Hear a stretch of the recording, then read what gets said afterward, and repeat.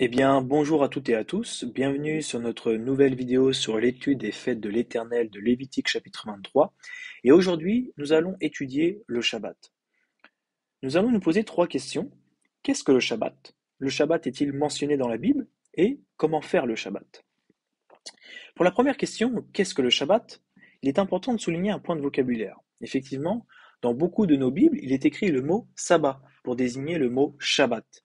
Or, c'est une erreur, car le mot sabbat signifie une réunion de sorciers, tandis que le mot Shabbat veut dire cessation, qui est en lien au septième jour de la création où Dieu s'est arrêté de travailler après la création qu'il avait faite. Nous pouvons retrouver ceci dans Genèse chapitre 2 versets 1 à 3. Ainsi furent achevés les cieux et la terre et toute leur armée. Dieu acheva au septième jour son œuvre qu'il avait faite, et il se reposa au septième jour de toute son œuvre qu'il avait faite. Dieu bénit le septième jour et le sanctifia parce qu'en ce jour il se reposa de toute son œuvre qu'il avait créée en la faisant. De plus, selon la source Wikipédia, le sabbat est une prétendue assemblée nocturne de sorcières souvent associée à des rituels démoniaques. Donc finalement, le mot Shabbat et le mot sabbat, ça n'a rien à voir.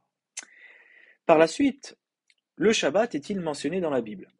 Eh bien oui, le Shabbat est présent dans différents versets bibliques, notamment lors de la création dans Genèse chapitre 2, versets 1 à 3, le verset que je vous ai lu tout à l'heure. Par la suite, le Shabbat est présent dans les 10 commandements, et en particulier le quatrième qui est en lien avec l'amour de Dieu, notamment Exode chapitre 20, versets 8 à 11. Souviens-toi du Shabbat pour le sanctifier. Tu travailleras 6 jours et tu feras tout ton ouvrage, mais le septième jour est le jour du Shabbat de l'Éternel ton Dieu. Tu ne feras aucun ouvrage, ni toi, ni ton fils, ni ta fille, ni ton serviteur, ni ta servante, ni ton bétail, ni l'étranger qui est dans tes portes. Car en 6 jours l'Éternel a fait les cieux, la terre et la mer, et tout ce qui est contenu. Et il s'est reposé le septième jour. C'est pourquoi l'Éternel a béni le jour du repos et l'a sanctifié.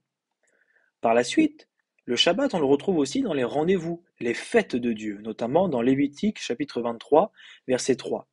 On travaillera 6 jours, mais le septième jour est le Shabbat, le jour du repos. Il y aura une sainte convocation, vous ne ferez aucun ouvrage, c'est le Shabbat de l'Éternel dans toutes vos demeures.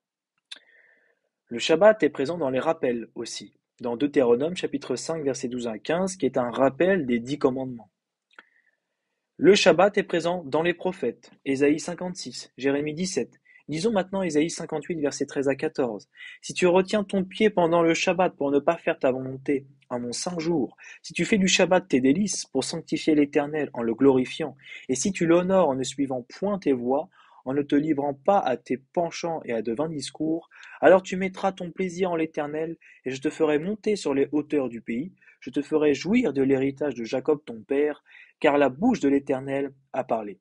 Lisons à présent Ézéchiel chapitre 20 verset 12. Je leur donnai aussi mes Shabbatot, donc mes Shabbats au pluriel, comme un signe entre moi et eux, pour qu'ils connussent que je suis l'Éternel qui les sanctifie. Par la suite, nous voyons que le Shabbat est présent dans les évangiles, notamment Luc chapitre 6 verset 5, et il leur dit « Le Fils de l'homme est maître même du Shabbat ». Matthieu chapitre 12 verset 8, car le Fils de l'homme est maître du Shabbat. Et enfin, Marc chapitre 2 versets 27 à 28, puis il leur dit « Le Shabbat a été fait pour l'homme et non l'homme pour le Shabbat, de sorte que le Fils de l'homme est maître même du Shabbat ». Le Shabbat, pour terminer, est aussi présent dans les Actes des Apôtres et dans les lettres de l'apôtre Shaoul, Paul. Effectivement, lisons Acte 8, verset 4, chaque Shabbat, Paul discourait dans la synagogue et persuadait des Juifs et des Grecs. Hébreux chapitre 4, versets 9 à 10, il reste donc un repos de Shabbat pour le peuple de Dieu. En effet, celui qui entre dans le repos de Dieu se repose lui aussi de toute son activité, tout comme Dieu s'est reposé de la sienne. Finalement, le Shabbat est donc partout dans toute la Bible. Le Shabbat n'est pas aboli, il est présent dès la création. Il n'est pas que pour les Juifs, et Yeshua, il est le maître du Shabbat, c'est-à-dire que c'est son jour. Les disciples pratiquent le Shabbat, et le Shabbat représente aussi le repos éternel. Maintenant, la question qu'on peut se poser, c'est comment faire le Shabbat? Alors, il est important de savoir que lors du Shabbat, il ne faut pas travailler, il faut se reposer. Il ne faut faire aucun travail qui nous fatigue physiquement, comme le sport, ou intellectuellement, comme le travail ou l'école au travers des devoirs. Il ne faut pas jeûner, car c'est un temps de joie. C'est un temps de cessation. Mais le lendemain, le dimanche, bien sûr, qu'on peut travailler. Le jour du Shabbat, mis à part le repos, pardon, c'est à ce moment-là qu'on se réunit dans les synagogues ou dans certaines assemblées chrétiennes qui pratiquent le Shabbat en recevant un enseignement sur la parole de Dieu, dans lequel nous louons le Seigneur aussi au travers des louanges, mais aussi en passant un bon moment entre frères et sœurs dans la foi. Le Shabbat est aussi un temps familial, où nous avons le devoir de passer un temps de rigolade et de détente avec notre famille, mais aussi avec nos amis. Nous pouvons aussi aller dans la nature pour se détendre et admirer la création du Seigneur. Et bien évidemment, s'amuser avec les enfants. Cela doit être amusant et reposant. Le Shabbat doit être en fait comme des mini-vacances. Mais le jour du Shabbat, aussi, nous n'avons pas le droit de faire nos courses, c'est-à-dire de dépenser de l'argent, mais uniquement en cas d'urgence. Par exemple, pour les médicaments, pour la santé de notre prochain, car il nous est permis de faire le bien le jour du Shabbat. De plus, si vous commencez à pratiquer le Shabbat, surtout, n'écoutez pas les rabbins, mais lisez la parole, lisez la Bible qui, elle seule, a autorité. Pour finir, conclusion, nous l'avons donc étudié, le Shabbat est toujours actuel. Il n'y a pas vraiment de dimanche, voire même pas du tout. Et voici 7 raisons d'observer le Shabbat. Même dans cette image-là, ils ont fait l'erreur.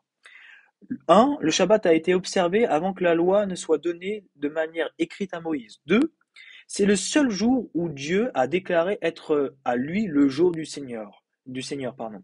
3. C'est un signe entre Dieu et son peuple. 4.